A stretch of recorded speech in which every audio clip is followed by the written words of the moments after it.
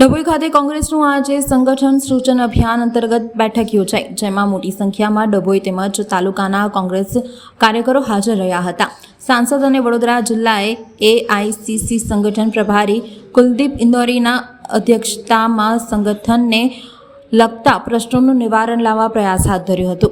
ડભોઈ કાનમ લેવા પટેલ વાડી ખાતે કોંગ્રેસ સંગઠન મજબૂત બનાવવા હેતુ વડોદરા જિલ્લા એઆઈસીસીના સંગઠન પ્રભારી કુલદીપ ઇન્દોરીના અધ્યક્ષતા હેઠળ બેઠક મળી હતી. બેઠકમાં પ્રારંભમાં પહેલગામ હુમલાના મૃતકોને શ્રદ્ધાંજલિ આપવામાં આવી હતી. સાથે જ સ્વાગત કાર્યક્રમ રદ રાખી કાર્યક્રમ શરૂ કરવામાં આવ્યો હતો. કાર્યક્રમ થકી સંગઠનના પ્રશ્નોનું નિવારણ લાવવામાં આવ્યું હતું.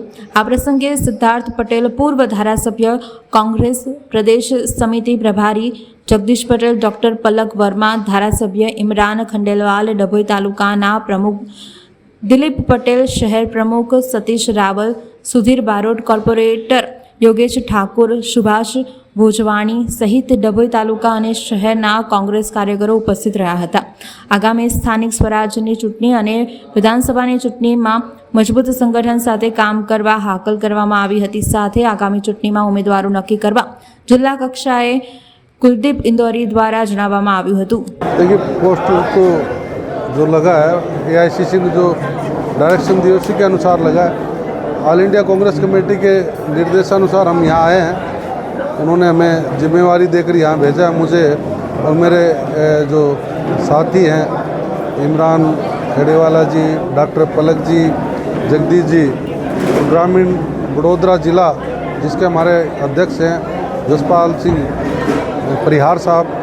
तो आज लगातार हम विधानसभाओं का दौरा कर रहे हैं.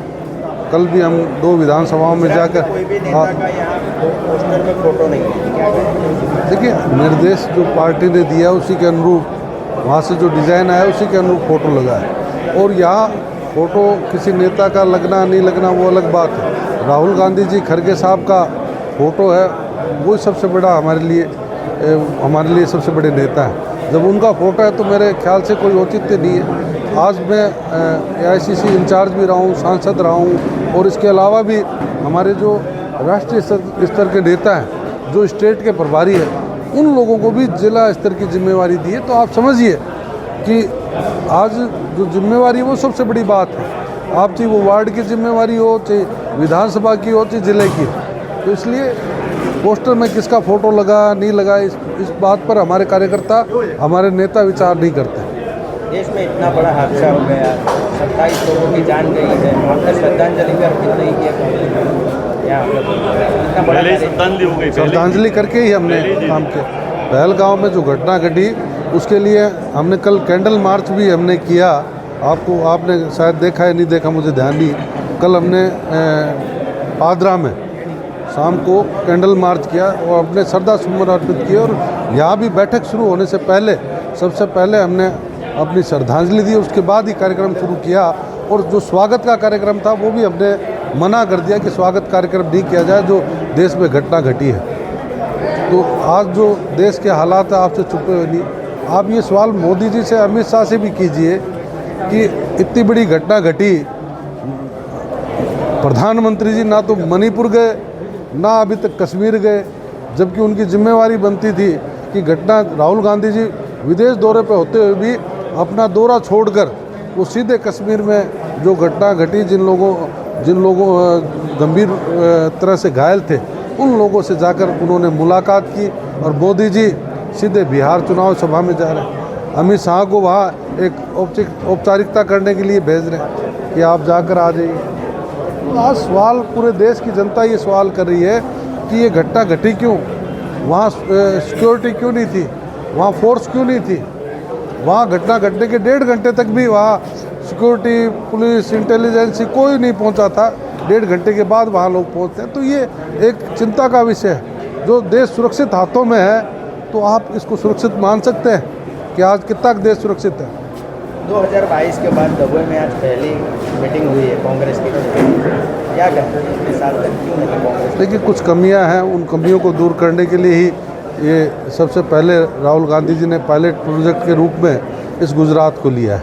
और आप गंभीरता इस बात से समझ सकते हैं कि हमारे राष्ट्रीय स्तर के नेताओं को जिले की जिम्मेवारी देकर भेजा है और हम चाहते हैं कि आने वाले समय में संगठन मजबूत हो और संगठन को वो ताकतें दी जाए कि संगठन के प्रति लोगों का जुड़ाव रहे।